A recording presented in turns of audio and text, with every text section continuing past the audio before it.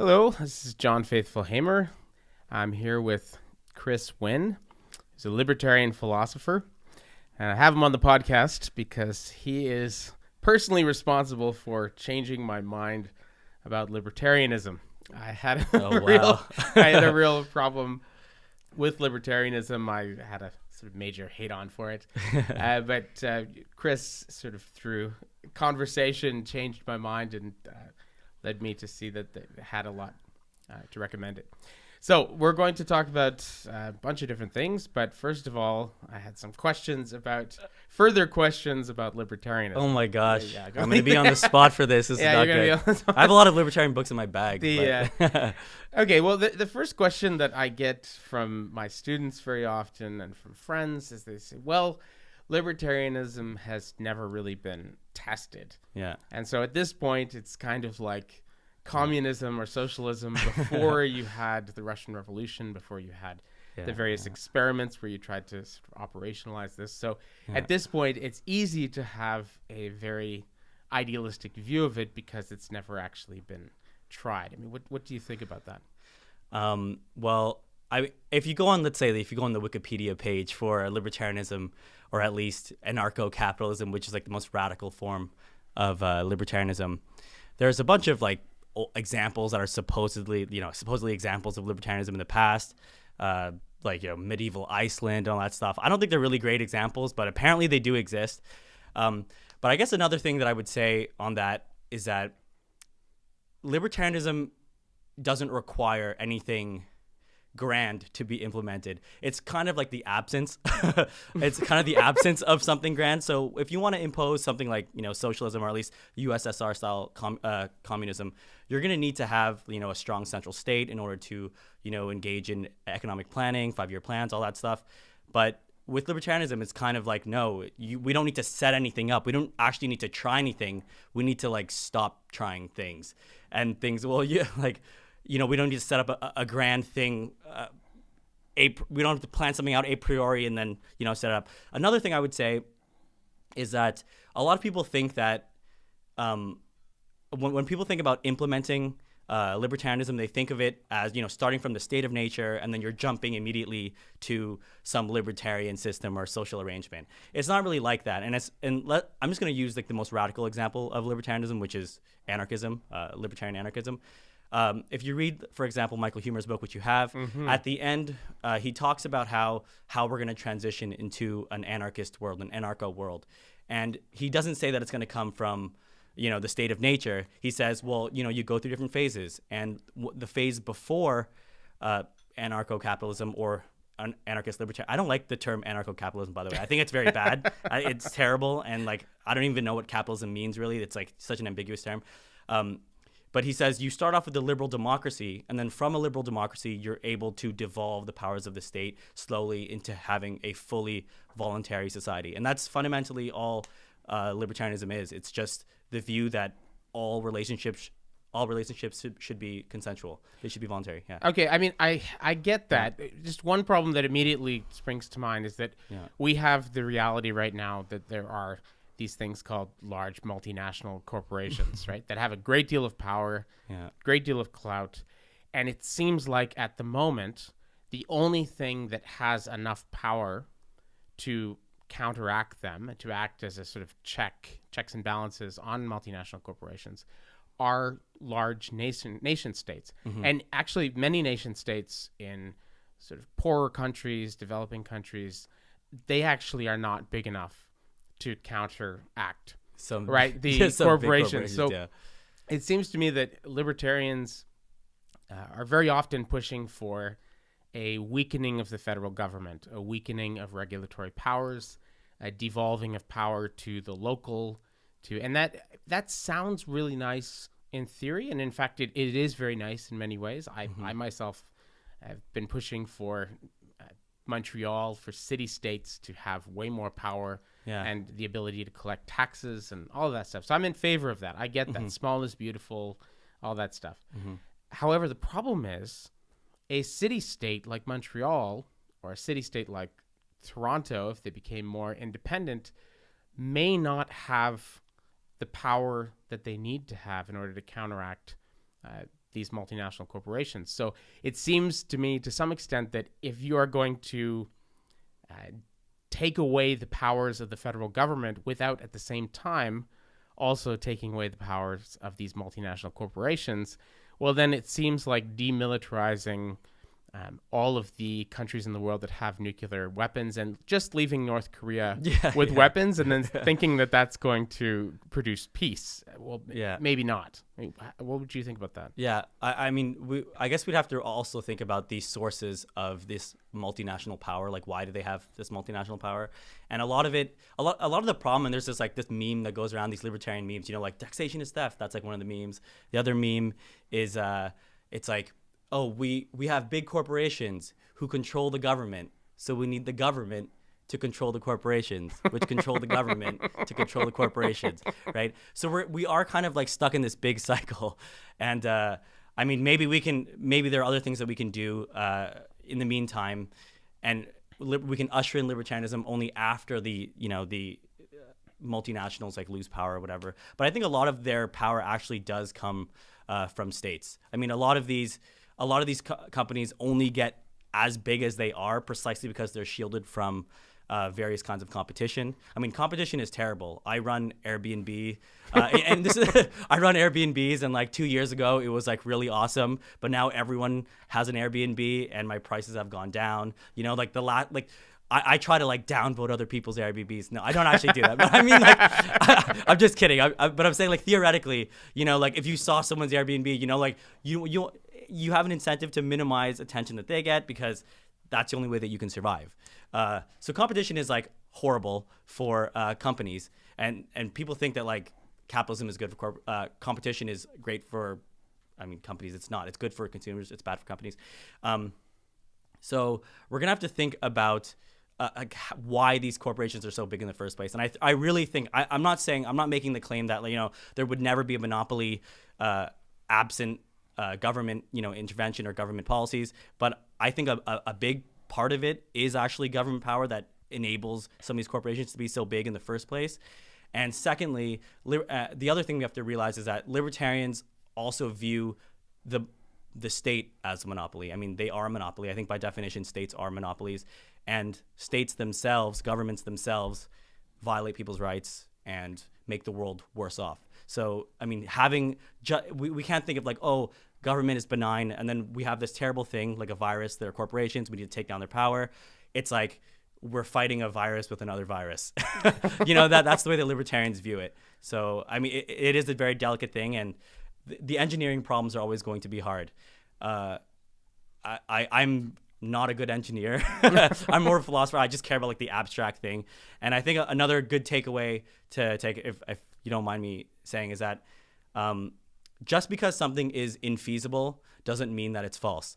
And I actually get that from a Marxist philosopher whom I really, really like, and I've been reading a lot recently, Jerry Cohen. He actually went to McGill as well.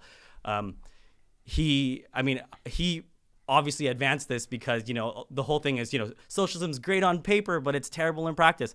So I appeal to the same thing as him. He says, well, it doesn't matter if it doesn't work in practice. But why? It doesn't change the fact that socialism is true, that the ideals of socialism are actually true. You're still conceding the high ground. Maybe in the future, when humans, become more civilized or whatever, we're going to be able to have a socialist society. But just because now we can't doesn't mean that socialism is false. And I would say the same thing with libertarianism. Just because we can't, usher in a libertarian society today doesn't mean that libertarianism is false. And I think things are looking good for libertarianism overall. I think, the AK-47 is the only gun that's featured on numerous flags in the world. It's on money. It's amazing. And the reason why the AK-47 is the revolutionary's gun of choice is not because it's the most accurate, not because it's it's because it's the most reliable. Mm-hmm. It's a gun that can work even when it's bent, when it's rusty, when it's wet, when it's muddy, when it's damaged. It's a very, very hardy tool, right? And I like my political philosophies to be of a similar stamp. I want them to be able to work in less than ideal circumstances. So and this is one of the things, right? I see this with many tools. When I was working at a garage for a long time, one of the problems with the new cars that were much more compact and much more complicated is that they were wonderful as long as everything was working perfectly. Yeah. But if one little thing went wrong, there would be cascading effects, and it would be, whereas with an older car, it would be maybe a $100, $200 repair. With these newer cars, it would easily be $1,000 repair, right? So, and this is somebody that we both like, Nassim Nicholas Taleb. I was just going to say that. He talks about how very often these systems that are optimized, that are set up by Harvard MBAs and things like that are very efficient. The problem is that if anything goes wrong, right, the system doesn't work very well. And he talks about this is why, for instance, large building projects like building bridges or buildings in the 19th century, even with far inferior information technology, with less sophisticated transportation, most large building projects in the 19th century, especially in a place like Montreal, for instance, when I give walking tours of Montreal, the older buildings and bridges they came in under budget or right on budget. They finished on time, right? And this is despite all the corruption that we experience now, and probably more so. Yeah. Right. So because they factored into their plans everything that could go wrong, they factored in weather, they factored in problems with materials. We increasingly try and make everything really, really efficient, and then it actually ends up breaking catastrophically. So it bothers me that some proponents of libertarianism or any political philosophy say, well, as I heard growing up in Verdun, the old socialists and communists would say, like David Fenario, who I had a great deal of respect for, communist playwright in Verdun. He would, slam his fist on the table and say, we've never really tried communism. Yeah. And he would say, and if you said anything about the Soviet Union or any other communist or socialist country, he'd say, well, that wasn't really communism. That wasn't really socialism, right? And you say the same thing when people try and critique Christianity or Islam. They'll say, oh, well, that's not real Christianity. That's not real Islam, right? And when people have brought up problems with market failure and things like that, people say, well, that's not real libertarianism. That's not what it is. So how do you respond to that? Yeah, I think I would circle back to what I was saying at the very beginning, when you first asked me your first question, which is that what makes libertarianism qualitatively different from existing systems or previous systems is that it doesn't require top-down planning. And that's also a reason why Nassim Taleb is attracted to libertarianism. He had that, he identifies as libertarian as far as I know. And yes, he does. Yeah. And he had that long interview with reason.com or whatever. Yeah. And he talks about the reason why he likes libertarianism is precisely because it's not Soviet style, Harvard style, as he says, top-down planning. It's the opposite. It's valuing diffuse information. It's valuing decentralization. And solutions that come from decentralization, which are robust and aren't fragile. They don't have a central single point of failure. And I think that's the insight really that comes from libertarianism. And as someone who really likes robust systems, I think Nassim Taleb's endorsement of libertarianism goes to show that libertarianism isn't like a fragile system. And we need to stop thinking of it as imposing this grand arrangement. Again, we're not imposing some Politburo or some council of economic planners. It's the opposite of that. It's the absence of that kind of centralized planning. That's what libertarianism is. That's why I think it's fundamentally qualitatively different from the existing systems that we've tried. We've been thinking of we've always said, hey, we need to have a solution that we can hold and touch. And libertarians are saying, well, no, just don't touch it, kind of thing. I mean, and the thing is, people might, and you mentioned, with markets, laissez-faire markets. I don't, even though I'm a libertarian, I'm not a free marketer. I'm not a free marketeer. I'm not a free market fundamentalist. I'm not a free market capitalist. The two often go together, but they're logically very distinct from each other. How are they distinct? Because a lot of people think of them as being one and the same. Yes, they do, and I did too. When I first came to libertarianism, I came to it through people like Milton Friedman, so the free marketeers. The reason why it's different is that the free market has to values various things like competition between firms. Like when you think about what free market capitalism is supposed to be, it's supposed to have a marketplace with a price system. Imagine glass buildings, stock market tickers, all that stuff. But libertarianism doesn't actually mandate that. All libertarianism says is you can set up whatever system you want so long as it is voluntarily agreed to. So you could have a system where you do have a group of 5, economic planners from Harvard, and they can plan out your life. They can tell you where you can work. They can, dish out resources, like a kibbutz or whatever. I don't know much about kibbutzes, but apparently that's the way they work. They're socialist communes. That's fine under libertarianism, as long as people voluntarily agree to that. And so there is in some sense, a laissez-faire free market in terms of different social systems, socio-political systems, but it doesn't have to be at the level of economic systems, right? So those different communities can have their own economic systems, and those economic systems may not be laissez-faire capitalist. They can be socialist. So socialism is totally compatible, and communism is totally compatible with libertarianism. That's why I like it. That's why, and if you want to say something, just let me know. I'm going on. Yeah. There's a book by G.A. Cohen. Or I think it's actually he took a chapter out of one of his other books or something. But it's quite a famous book, and it's called Why Not Socialism? And on the cover, he has. I remember Jason Brennan's spoof of that. Why not capitalism? Exactly. Yeah. So the cover of Why Not Socialism is like a beautiful cover, and it's a rose. It's a nice red rose. I guess like the British Labour parties and stuff, they have like flowers or something as their iconography. But so Jason Brennan wrote a response to it from the capitalist side. So his book is called Why Not Capitalism? Yeah. Okay. And on the cover, he has, instead of one rose, he has a bouquet of roses. And the reason why he has a bouquet of roses, it's not that in capitalism, we're going to have, more roses, you can get more chapstick, different brands of televisions or something. Although that's probably true, okay, as an empirical matter of fact, what he's really referring to is the blossoming of many different communities in which we can experiment with many different things.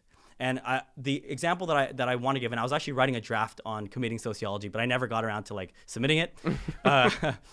It is, you can think of it. Do you use Reddit at all?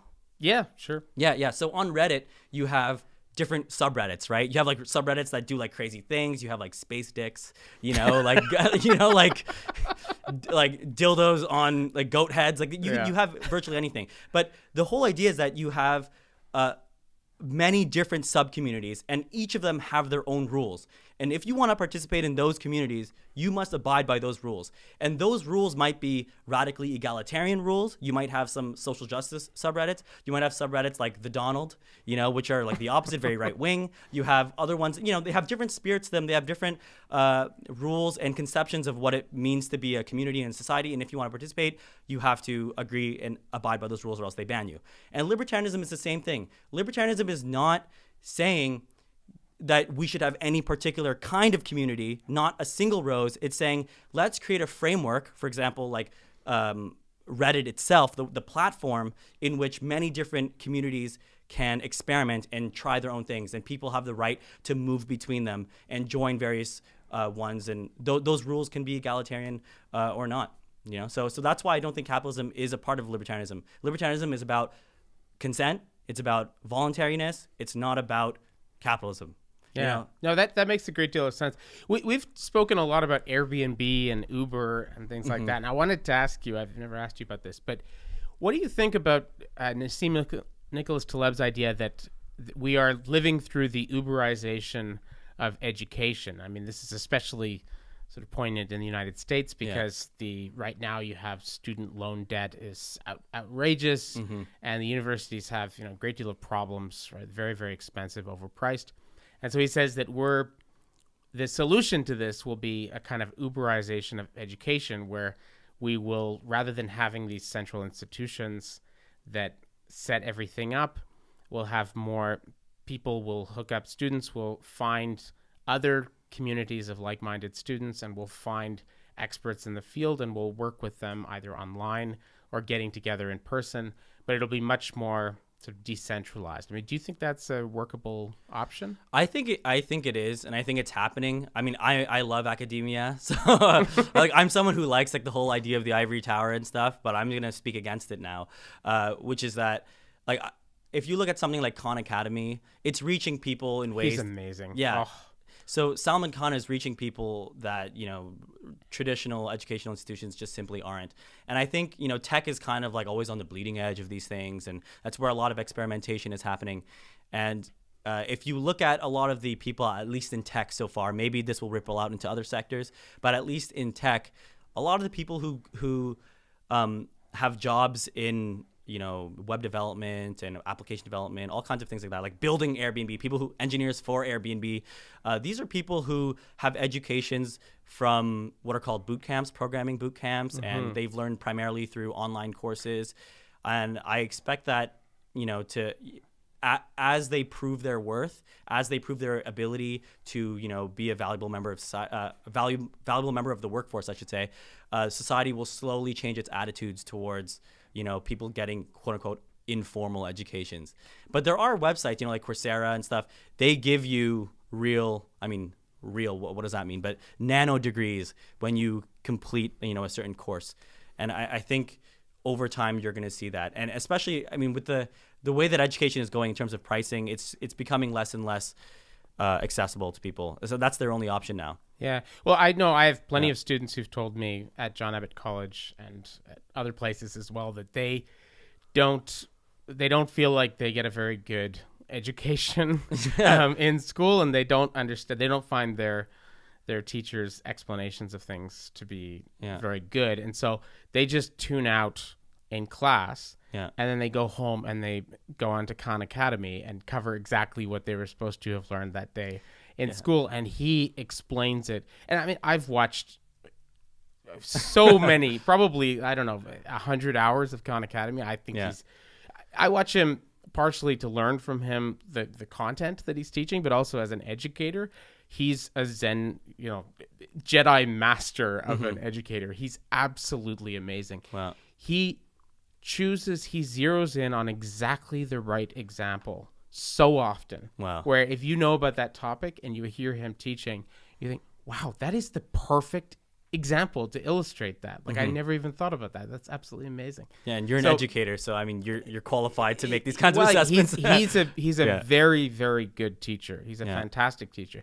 But it saddens me that a lot of my students are, going home and listening to Khan Academy and sitting there and texting through their actual class, right? So I don't know what's going to happen. I know that when I was in university, when I was in undergrad and when I was in grad school, I learned much, much more from my informal interactions with fellow students, with reading groups that we had, hanging out in cafes, hanging out in bars, people's houses, talking about books and ideas till 3 or 4 in the morning. And also doing that with profs very often, especially in grad school. That was important. So I wonder I remember thinking, if we're learning most of this stuff outside of the context of the institution, we're not learning it in the actual classroom or in the seminar room, we're learning it outside of it. And many of the books that we're reading are not books that are assigned. It's books that we're reading just because we're interested in it. Then maybe a lot of that could happen outside of the context of an institution. Yeah. Some problems I can imagine is if you read St. Augustine's Confessions, he talks about, before he converted to Christianity, he was a teacher and he taught philosophy and various other topics. And this was a time when most teaching happened in precisely the kind of uber way that Taleb says is so ideal. And what Augustine talks about is how he was a fantastic teacher, so he didn't have any trouble finding students, but very often his students would take his class and not pay, or they would. It was not a very workable model.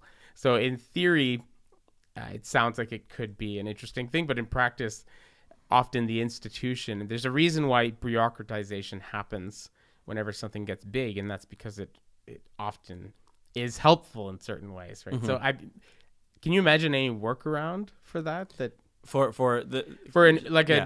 an Uberization of education.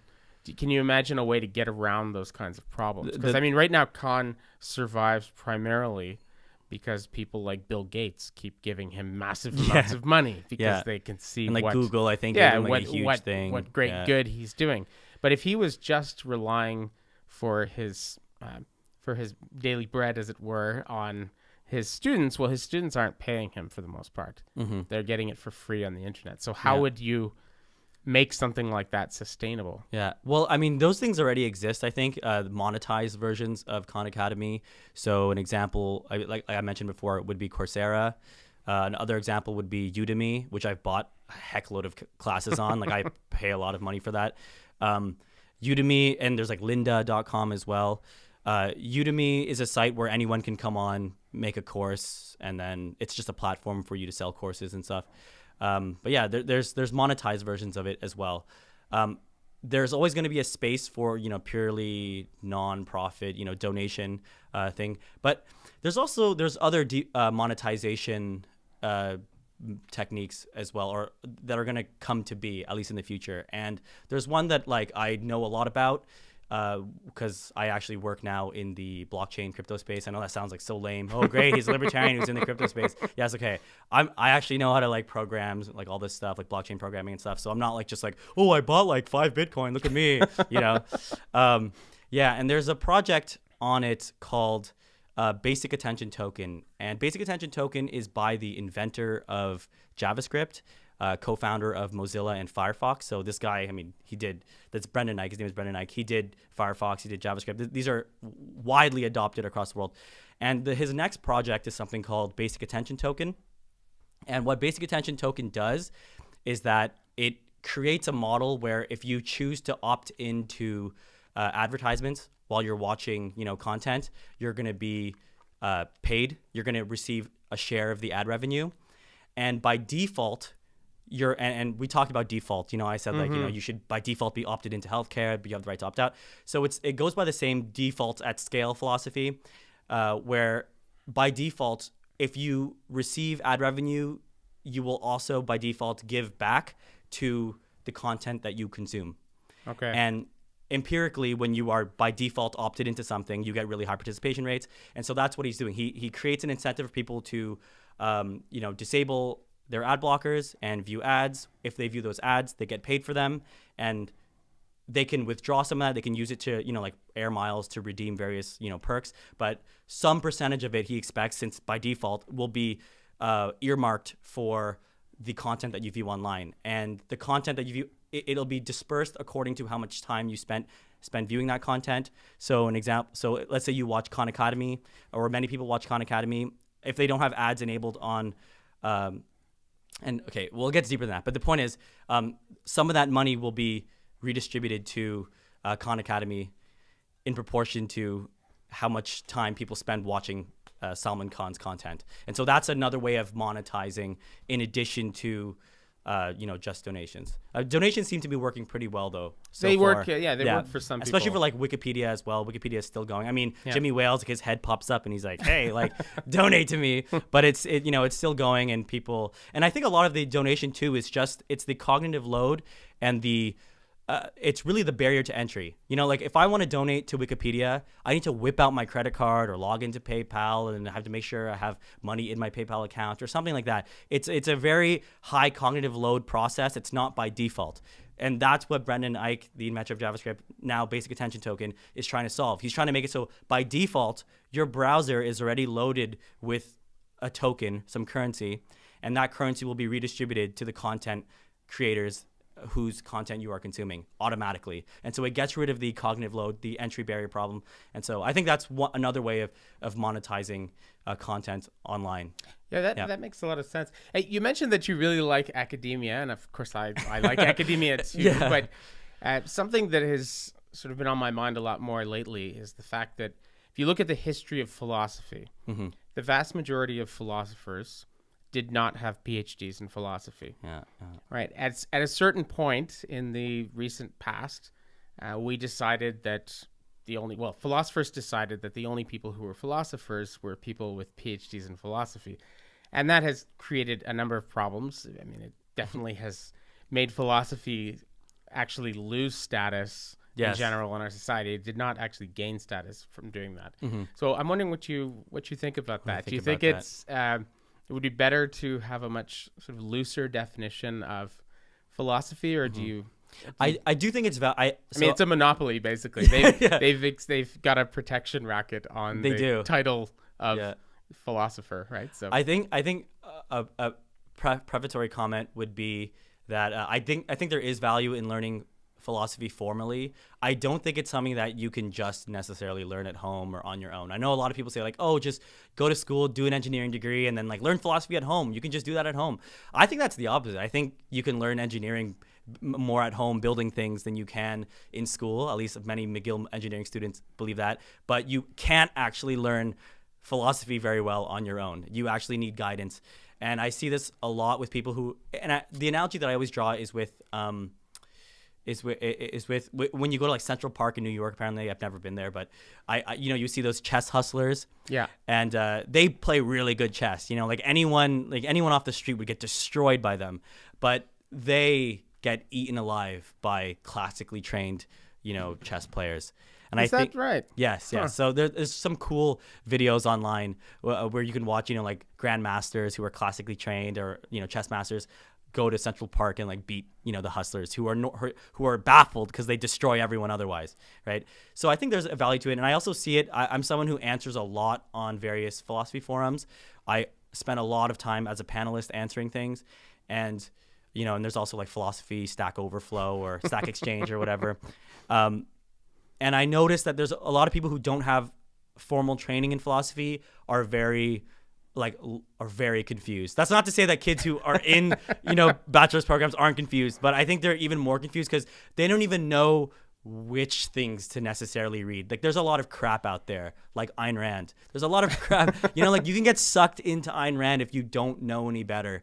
And you need to have that kind of guidance to avoid those kinds of philosophers in quotes. But don't you, generally speaking, I mean, with some exceptions, I find that the formally trained philosophers that you're talking about, they are very, very good at picking up problems with logic and reasoning, and very good at spotting fallacies and being very systematic, but they're not terribly good in general at being convincing. Yeah. Right? And to be convincing, you have to marshal other skills. You have to think about rhetoric. You have to think about tone. You have to think about, you have to be sort of, as Nietzsche put it, right? Philosophy has to become beautiful if it's going to actually get us out of the cave. It can't just be reasonable and logical. Yeah. Right? So, I mean, I don't know if that's, because I see those hustlers in Central Park that you're talking about. Yeah.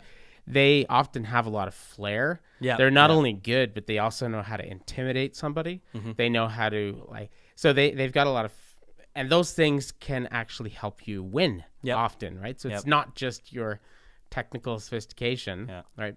Being able to think very quickly in the moment, right? And to pivot. I mean, don't you think those things are important as well? They are. And I think we're probably both thinking of that Marx quote or whatever, where it's like, the point is to change the world or whatever, well, not exactly, but that would work. I mean, but they I was thinking more of Aaron Haspel's line that when he says when ideas compete freely, the prettiest tend to win, right? So it's not the best or the most clear, it's very often the prettiest. So do you think that's a good thing that it's the prettiest and not the truest things, or the most rational, or so to speak? Well, I don't know if it's necessarily like a good or bad thing. I think it just is.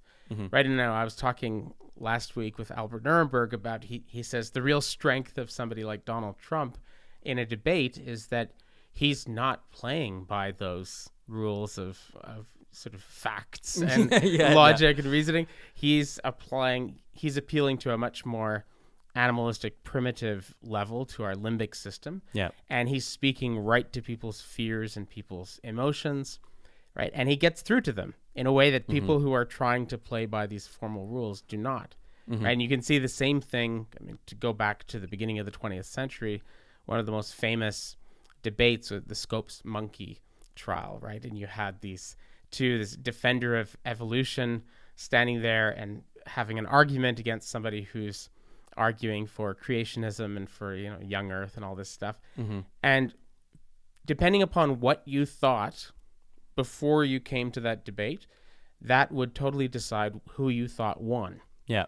Right. So most people thought, right, who were creationists, thought the evangelical Christians who watched the debate, they thought, right, that Williams Jennings Bryan had completely destroyed his opponent, right? Mm-hmm. And then people who believed in science and evolution, were very forward-looking, urban, academic people, Mm-hmm. They thought that Bryan looked like a complete idiot and was destroyed in the debate. So how do you respond to that? Well, I guess one thing I would say first, and this might be like terrible to many people, but let's just pretend we subjected philosophy or philosophy departments to the market. Okay. A lot of these philosophers only exist because of public funding. People are forced to fund philosophy departments. I have a friend who's completing his PhD now in philosophy, and he thinks it's ridiculous. I mean, he sees like what goes on in philosophy departments, as do you and stuff. And he's like, why are people being forced to pay for this? No one would pay for this unless they were forced to. And then as a result, you have like, you have these spaces, these like safe spaces for philosophers to exist, and they can, be in their ivory tower and avoid, the common people, and, avoid having to get better at rhetoric and actually making their ideas like get traction on earth. But the only reason why they do that is because they have a place to hide, and they have a place to hide because people are forced to fund the ivory towers in which they live. If you subject them to, more market forces, which still, you're still going to get donations, benefactors who just love philosophy. I would donate to philosophy. I think, although I think like Jason Brennan recently, or Michael Humer wrote something about how that's like the worst thing you could possibly do is like spend your money on philosophy departments, So but I like, I think we would go some way by subjecting philosophy departments to reality and getting rid of their guaranteed income, which comes by way of taxation, comes by way of by compulsory funds. I think that's one way.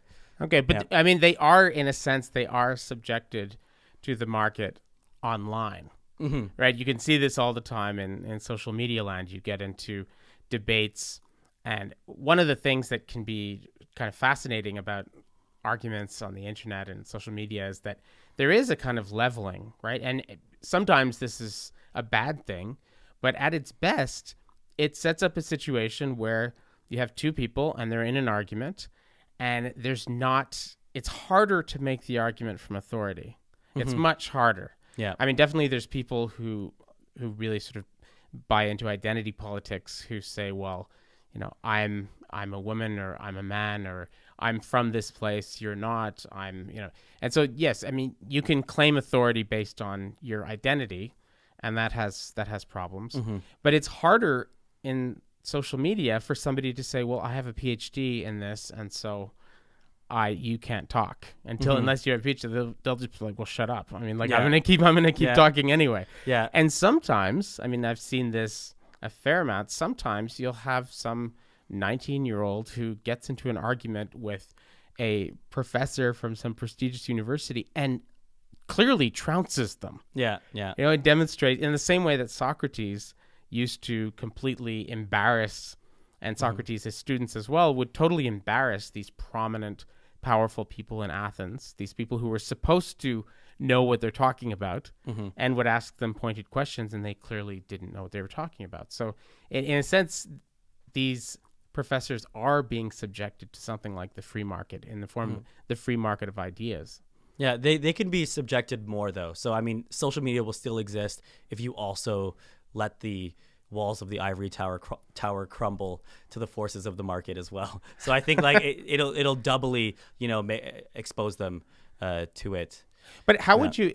It seems to me that there'd be problems with that, because I know professors definitely at the moment, if you just go on, let's say their popularity with students or their student evaluations. I mean, numerous studies have demonstrated that, and Jason Brennan was talking about this just the other day, that in fact, the popularity of a professor has mostly to do not with the quality of their teaching, although that's probably part of it. It mainly has to do with their personality. Yeah. Right. So there's some people that are more likable for various reasons. Definitely, it seems like male professors on average get higher student evaluations than female professors, regardless of the quality of the education. So if you were to move towards a kind of free market, right, I worry that it would get into a situation where it would be a popularity contest. Yeah. Right. And this is a problem. I mean, Barbara Ehrenreich points this out in Bright-Sided. It's also dealt with a great in Soulcraft, Shop Class as Soulcraft, right? Matthew Crawford talks about how one of the real differences between white-collar jobs right now in North America versus blue-collar jobs, and he's somebody who actually was trained as a philosopher, got a job, a tenure track position in a university, and then eventually left it and became a motorcycle mechanic, right? And he talks about the differences. And he says that in white-collar work in North America right now, your promotion is largely a matter of, it's a popularity contest. It's your ability to ingratiate yourself to your superiors. It's not, unless you're in things like sales, it's not very much pegged to your actual productivity or your actual skill at your job, right? You sort of make your supervisor like you, and you're friendly, and you write good reports, and that's how you. I mean, this is how Scott Adams built a whole career with Dilbert on making fun of this, right? Where you have supervisors, managers who really don't understand the work that's being done by people under them, and so if you can fake it, right, you can make it, right? Whereas he said the big difference in working in blue collar circles is that you have to fix something that's broken, and it's real. It's a real thing in the world, and your status is linked primarily to whether you can actually fix things or not, right? Whether you actually have the requisite skills. And so you can be a very difficult person to get along with. You can be, kind of an asshole actually, and like you can still have very high status within your job because people know that you actually have expertise, right? And there's a lot of people. I mean, think of Karl Popper. I mean, would he do well in a popularity contest? Right? I mean, he was not a particularly nice person. So there's a lot of people that are very, very good philosophers who probably were not very easy people to get along with, and maybe were not sort of charismatic Tony Robbins type, evangelical preachers that are really good at speaking to crowds. And so those people might end up getting harmed if we went to something like a free market in education. So that's why I think it's good to step back and remember what the two things were. What are we actually aiming for here? So at the beginning, you were talking about how a lot of philosophers these days get no traction in the world, and like it matters. Your rhetoric matters. It's not just the logos. You need to have like the pathos and the ethos, I think, or whatever the different parts of rhetoric are. So yeah, other aspects are important, but we also do care about the truth too. And so we do need to have some safe space for people who are not necessarily popular to investigate ideas and, discover them, just pursue the truth at all costs. That's what they do. Okay. So there need to be safe spaces for those like people. But at the same time, at the beginning, you were saying, well, it also is important that these truths are able to, be disseminated to a wider society so that they can actually gain traction, make a change or whatever. And I think I don't want to see, this is the difference between like a libertarian and a free market fundamentalist. A free market fundamentalist would, everything that you're saying would, it would be a problem for them because they would say, well, no, the free market is supposed to make it so that we get the most maximal truth and maximal rhetoric, maximal traction. Well, for me, I'm saying, I'm not saying that academia has to always, it's not obligatory that it be subjected to market forces. I think part of it will be, and the part that we're going to see once we repeal the, the forced funding for it. But there's always going to be, like I said, an amount that is just given to philosophers through benefactors. And those are going to create ivory towers and safe spaces for people to investigate the truth. And so I think we can have our cake and eat it too. There's going to be room for both kinds of people. And right now, the ivory towers are disproportionate. Okay, they're too big. It's not that we don't want any ivory tower. We want some ivory tower, just not the big towering ones we have today. And the way that we do that is by, removing the funding that these ivory towers and their bricklayers get. And I think the market, when I say market, I don't just mean like free market. It's obligatory that, we have competition and prices on everything. I'm just saying in the free market of people voluntarily donating to things, and also people who want to pay. So as a matter of like money, so like capitalist transactions, when you have a mixture of both, you're going to get hopefully a nice balance between the two. So I'm not a free market fundamentalist about these things. Yeah. What do you think? I mean, this is just what do you think philosophy's biggest sort of gift, or what does it have to offer more than anything else? Like, what is its big selling point in your opinion? I mean, Michael Huemer says that the biggest problem facing society is not global warming. It's not nuclear warfare or anything like that. It's the problem of irrationality. And the reason is that the problem of irrationality, if you solve that, you basically solve all the other problems. That's the hope, or at least, well, that's what, he says something to that effect. And I think, at least maybe even if that's not 100% true, things can be, I think philosophy gives you the tools to think more clearly. And I know there's a bunch of, maybe and I also read like Jason Brennan, who's very pessimistic about these things. He says like, no, like philosophy department websites always say, if you come here, you're going to learn how to critically think. But like every department says that. And like the studies show that like it doesn't actually, it's not a treatment effect. It's more of a selection effect. Yeah. I think like, perhaps that's true to a certain extent, but at least in my own personal experience, again, this is anecdotal, so maybe I'm just like the exception, the anomaly. I think my philosophical education really did help me think about things more clearly, or at least it made me aware, it apprised me of various things that allowed me to, start thinking more clearly about problems. And I think that's like the biggest gift that philosophy gives. And once you have, rationality, the idea is that rationality is a more reliable indicator of truth. It allows you to track truth better than if I could be very emotional and believe that someone loves me, but they don't. Mm-hmm. That's I don't track the truth with my emotions, right? So with reason, we're gonna typically, track the truth, and once we have grasp of the truth, we can at least speak truth to power. That's a very important thing that philosophy enables you to do. So I think philosophy helps in that way. Rationality, truth. That's always going to be an important thing. And I sound like this weird connoisseur of like Huemer's work, but in the last chapter, I believe he's fantastic. He's fantastic. Yeah. I really like Huemer. Yeah.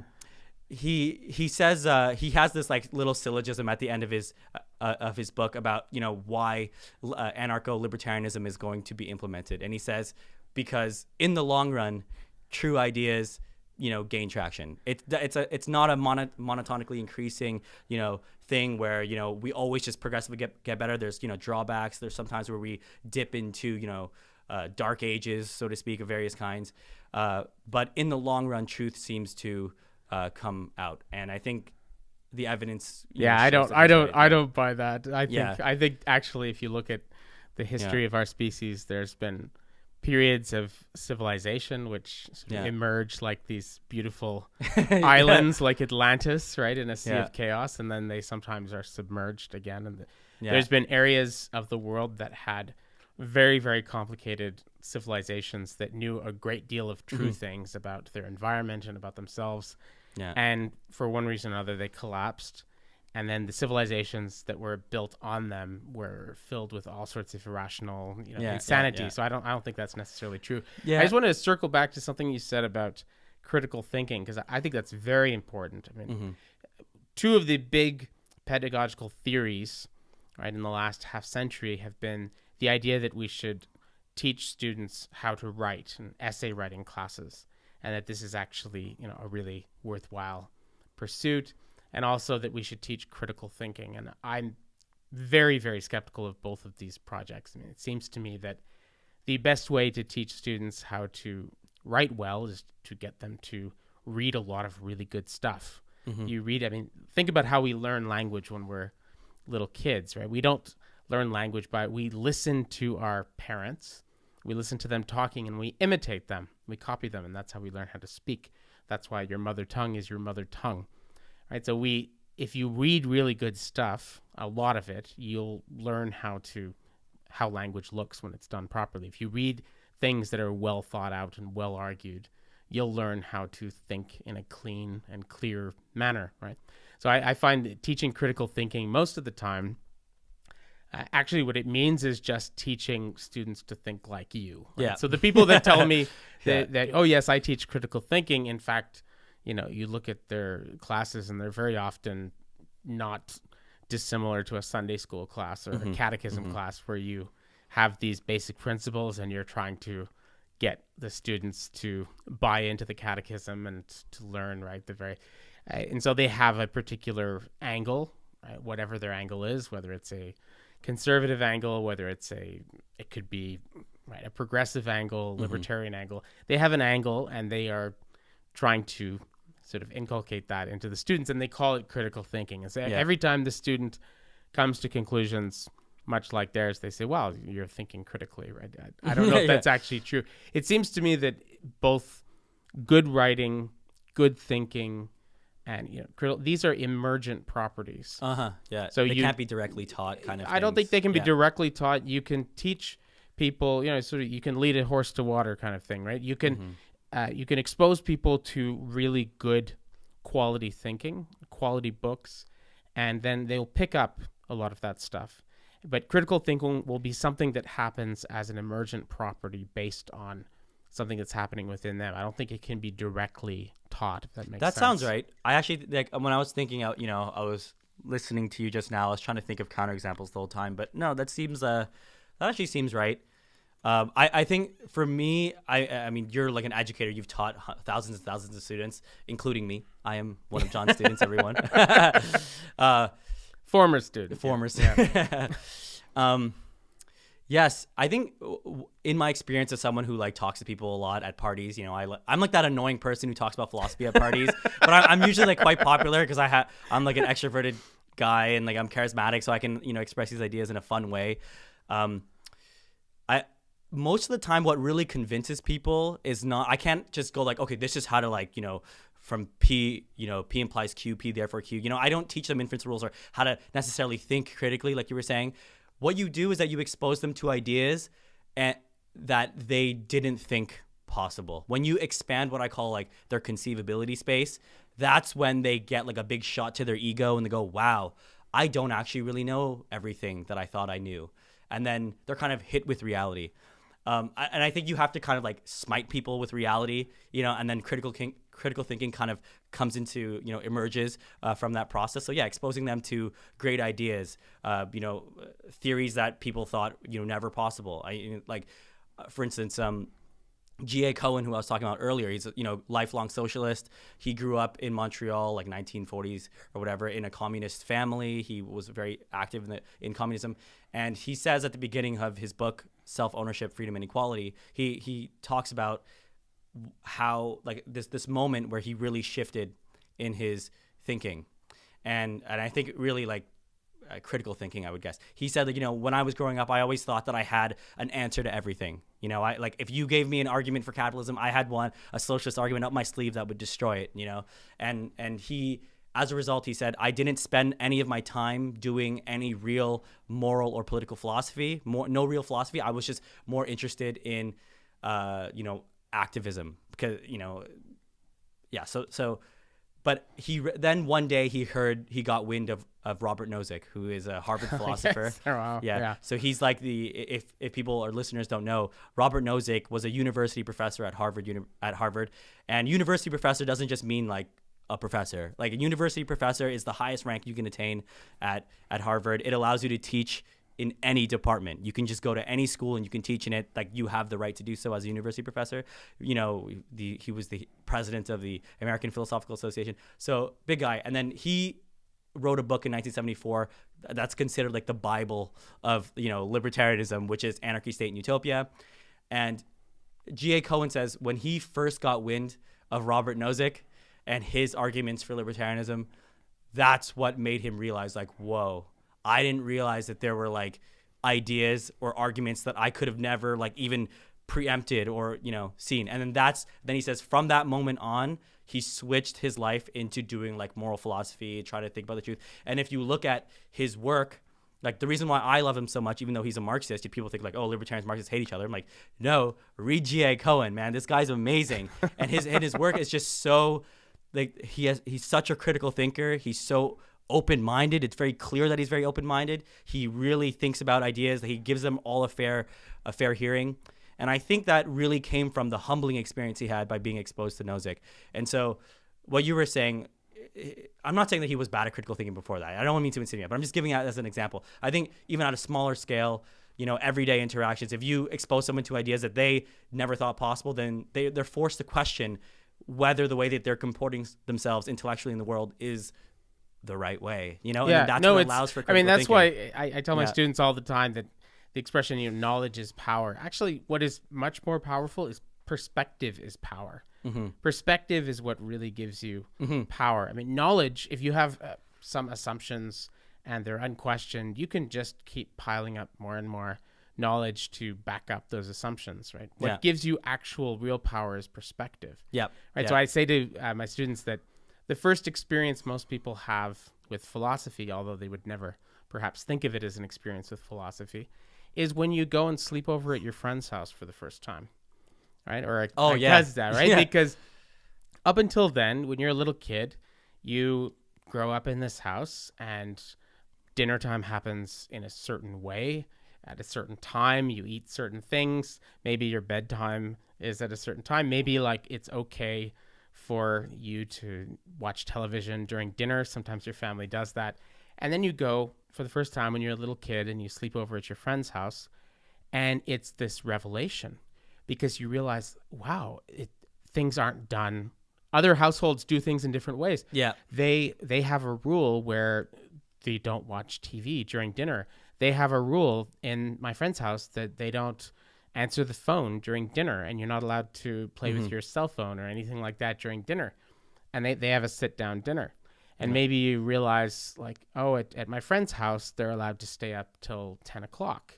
So now that gives you perspective. And when you have perspective, you can have judgment. Maybe you also notice that at your friend's house, your parents fight a lot. The parents fight a lot and they scream and stuff like that.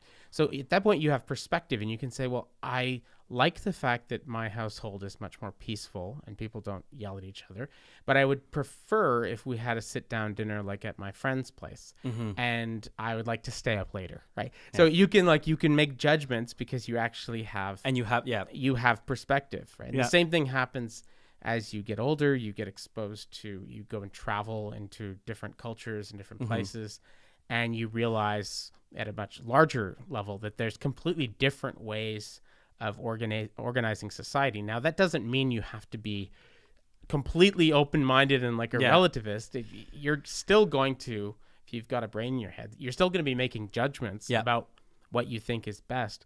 But you can't make those judgments until you realize that there's actually choices. And yes, exactly. And I think, so I guess that maybe answers your question a little bit that you were posing earlier. What is the benefit of philosophy? And I think it's because, so one of the necessary conditions is that you are exposed to these alternative ideas.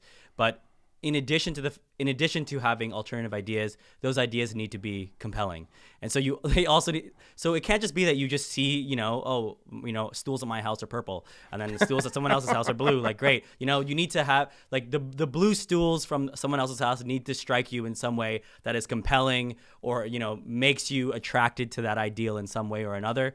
And I think philosophy has that potent combination, which is not only does it expand your conceivability space, but it does so in a way that is very, very compelling. It's very striking. It's not, you don't just hear about all kinds of ideas. People hear about ideas all the time, but they just reject them or they just think that they're stupid and they just stay in their ways. It's important that you back up the expansion of conceivability space with force and intellectual force in this case. And that's what philosophy is able to do with reason. Reason is kind of like, this baton that hits you over the head and you're forced to perceive or see certain things as like being true or being compelling. And I mean, that is the case. I mean, I grew up, when I was in high school, I was a militant atheist, so, I've done, the 4 horsemen of atheism. I did the whole, Richard Dawkins, Sam Harris, Dan Dennett, it's like a legit philosopher, so to speak. But Yeah, so I did Christopher Hitchens. Christopher Hitchens, yes, I had like God is Not Great, that little yellow book. Yeah. Yeah, so I went through that, and I was like so, set in my ways. But, in some sense, I wasn't actually like a critical thinker. It did help me, it exposed me to ideas. And that was good maybe a little bit on its own. But it was really when I started studying philosophy and I was exposed to arguments for the existence of God that I think are like really cool. Not that I don't find them necessarily, I'm not a theist today. But when you learn philosophy and you hear some of these arguments that are compellingly, presented, you're like, wow. Holy crap, maybe I was wrong about things. Then it really makes you critically think. And it makes you just appreciate ideas for being ideas. Like, I don't know, it's a very humbling experience, and critical thinking emerges from that. I read and I had a friend, she was talking about when she was first introduced to the ontological argument for the existence of God, right?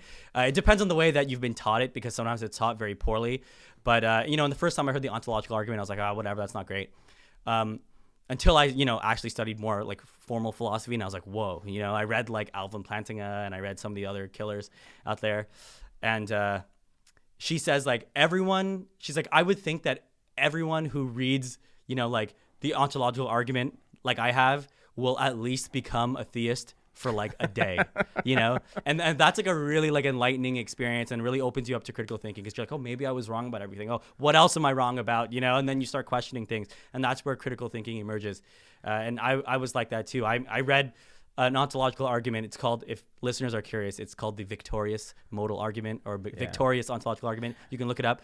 And I was like, wow. I was like, I don't know how to defeat this at all. Like, I don't know. This is amazing. But most people don't actually think that way. I mean, this is one of the, I think, dangers of philosophy and sort of open-mindedness, is that you imagine that everybody else is thinking things through in this way. And in fact, most people are attracted to political ideologies, to political systems, to religious systems for various kind of emotional, irrational reasons. And they don't necessarily think it all through. I mean, this is one of the problems with the new atheists and the people, is that they imagine that most religious people have sort of even read the texts. I taught on religion for a number of years at John Abbott College, and one thing that completely surprised me is that very often the students like you, the new atheists who are all like, reading the Four Horsemen, very often the new atheist students knew way more about religion than my really religious students. So I'd have students there from Emmanuel, the sort of evangelical Christian private school out on the West Island, and they didn't believe in evolution, and they were creationists and younger, and they were really talked about Jesus this and Jesus that, Jesus loves me. And very often when I would try and engage them in an intelligent discussion about Christianity, they really hadn't read the Bible much at all. They knew like certain key passages, like in John 3:16, right? They knew certain passages. They could sort of, clearly they had gone to Sunday school and they maybe went to confirmation class or something, but they definitely did not know the ontological argument, right? And then the same thing, the devout Jews in the class, some of them even weren't didn't actually know the Torah very well at all, or the traditions. And then same thing with the devout Muslim students, who would be talking about Islamophobia and talking about problems in society. And once again, when I would actually try and have an intelligent conversation with them, because I was teaching on the Quran, they knew very little about the Quran, right?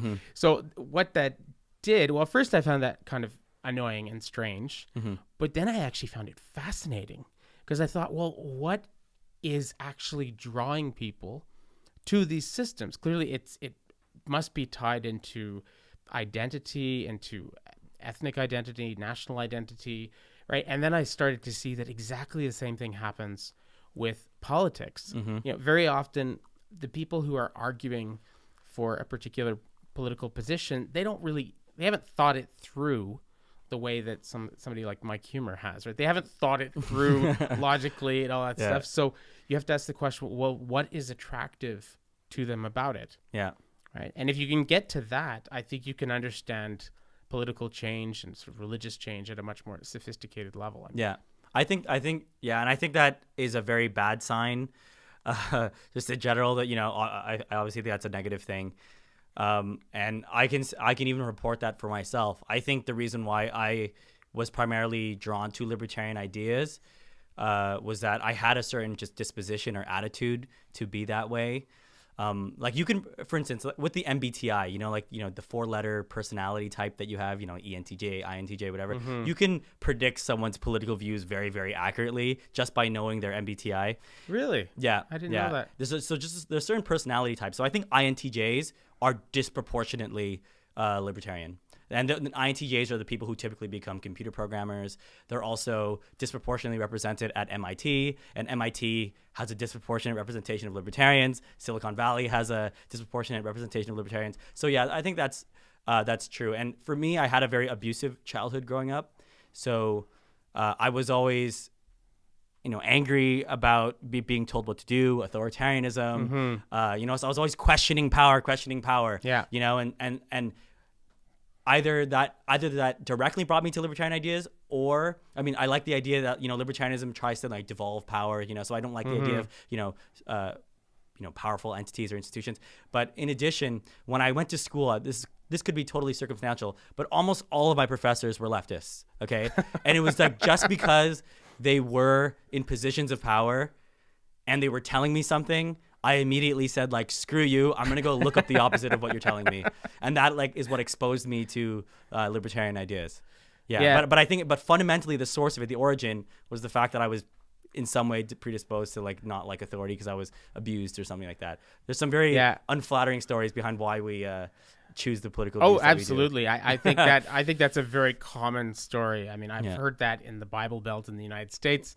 They say very often, my religious teachers, my very sort of fundamentalist teachers, were the best advocates for atheism that I had ever met. Right? They were very good evangelists for atheism by their behavior, right? Yeah. Very often in Zen Buddhism, they have this idea that sometimes the best teacher is the bad teacher, is the person that you learn by doing the opposite of what they do, right? So if you have, for instance, if you have a very abusive father or a really abusive mother, then you might end up being actually a really fantastic father, a fantastic mother, because you're trying hard to be the opposite of your parent, right? So I definitely see that right now on campus with the popularity of people like Jordan Peterson and various kinds of sort of anti-identity politics thinkers and ideas on campus. The people think, some of my colleagues say, well, there's radicalization is happening on campus from like the alt-right and things like that, and it's actually not true. It, very much like what you were saying, the biggest sort of advocates, the people who are like winning souls for these ideas, are primarily professors who are really turning students off in the other direction, right? So Steven Pinker, I think, talks about that too. Recently, he was on the Joe Rogan podcast, but just in general, and he received a lot of flack about this for some reason. But he was talking about how just the going to school and all this political correctness, you can't talk about various ideas. Once students get wind of these ideas that they weren't told by their figures of authority, then they go, hey, why didn't you ever expose me to this idea? Yeah. And then they just flip to the other side completely and they become alt-right. And I think there's a quote by Peter Thiel that I really like. I never remember it like exactly how it's worded, but he basically says the best way to oppose the crowd is not to be a contrarian, but to think for yourself. And I think one of the first steps into critical thinking and all that stuff, and the reason why I'm saying this too is because I don't even though we've given a really good sociological explanation of why people believe what they believe, I don't want to endorse relativism. I don't think that all different systems are true. I think Nazism is just false. Yeah. I happen to think that libertarianism is most probably true. I don't think it's I'm not 100% sure that it's true. I just think compared to the other alternatives, many of its theoretical virtues together makes it on net the best, in my view. I forgot what I was saying before that. Yeah. No, I think it depends on environment, right? Different environment, different situations. There will always be a best way to do things. Oh yeah, and there'll be better ways to do things, better ways to organize society, better ways to organize our agriculture, better ways to, and so we can try and keep figuring out through tinkering and trial and error, we can try and find which ways are best, right? So if libertarianism is actually best, then as long as we have various kinds of communities close by to each other, and they can be comparing notes and say, I mean, that's generally speaking how a lot of ideas have spread. I mean, if you look at like Mayan civilization, if you look at Greek civilization, there's many examples of this in the past where it wasn't that you had this empire that was imposing things on everybody. What you actually had was some compelling ideas, some compelling cultural ideas, which spread just because people thought they were cool, right? So sometimes it can be something that's very straightforward, like, okay, you hunt with these spears. Well, we've come up with these longbows that can shoot much more accurately and farther. And so you see that, wow, they're way more successful than we are. And so you just copy them and start. Sometimes it's that obvious, or the wheel or something like that. But sometimes it's things that aesthetic values and religious values. I mean, something like Christianity mostly spread not by the sword or by the state imposing it, but because it was a bunch of compelling ideas, which a lot of people liked, right? So it spreads that way, right? And a lot of things in this day and age, right? A lot of through the internet, there's a lot of ideas that can spread. The problem I see, and this is why I don't share sort of Mike Humer's enthusiasm or his sort of optimism about this, is that I think, if anything, the last couple of years have demonstrated is that bad ideas spread often just as easily as good ideas. And they don't the good ideas don't always rise to the top sometimes, right? So, I mean, what do you think we do about that?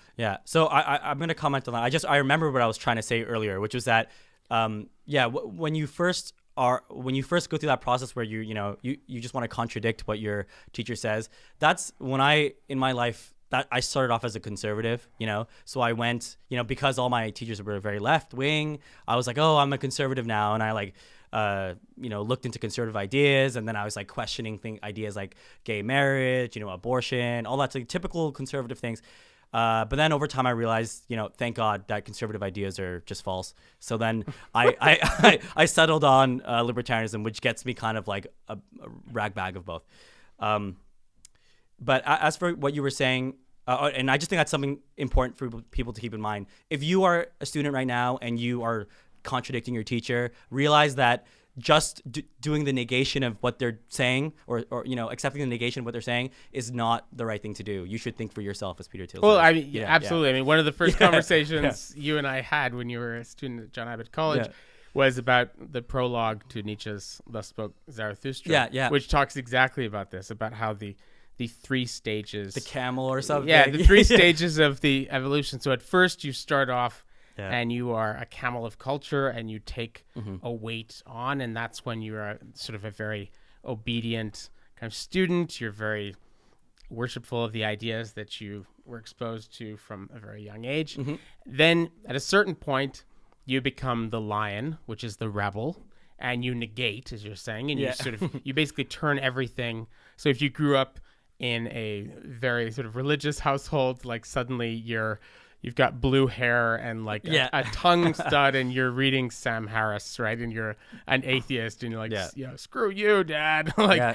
Or if you invert it in some other way, like let's say you grew up with really kind of hippie parents. Well, maybe you become like a Pentecostal Christian, and you become like an Alex P. Keaton type, and you're talking about capitalism and like having a Richard Nixon poster on your wall or something like that.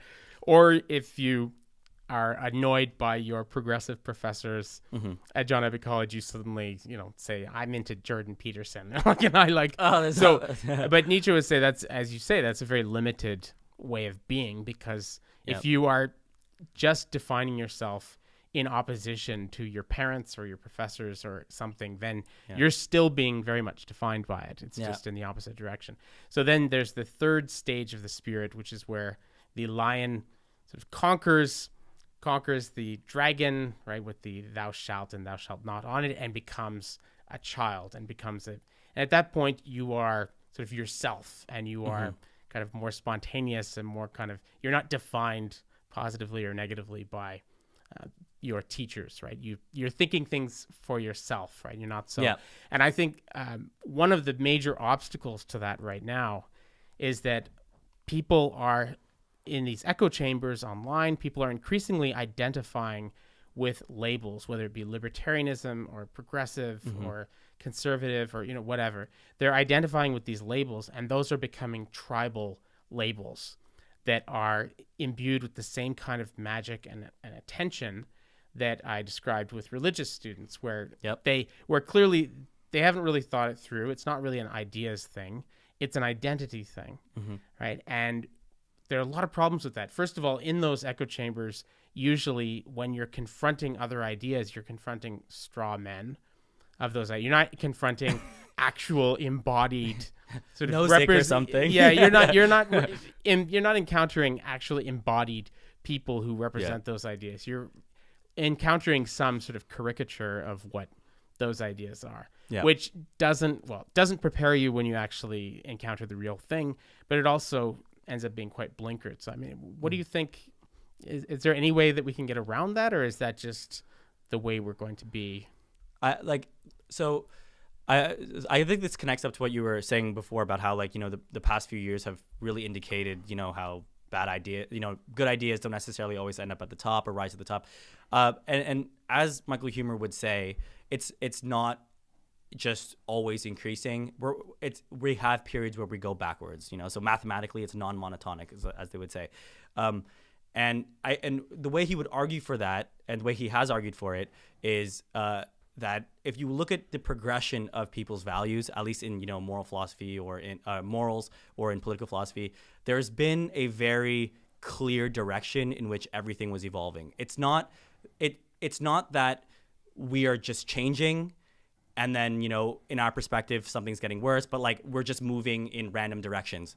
We're actually moving in a very a specific direction, which has has characteristics that we can pick out and we can see as being in common. And so the example he gives is with liberal values in general, like philosophical liberal values. So the idea that individuals have rights, that's what matters, is your personhood. It's not the color of your skin. It's not your lineage. If you go back, X hundred amount of years, if you said that, someone could rule who wasn't the son of the king, people are like, are you crazy? Like, that's ridiculous. Like, of course they need to be imbued. They have the blood like running through them of king, insert name here, But today that's ridiculous to us.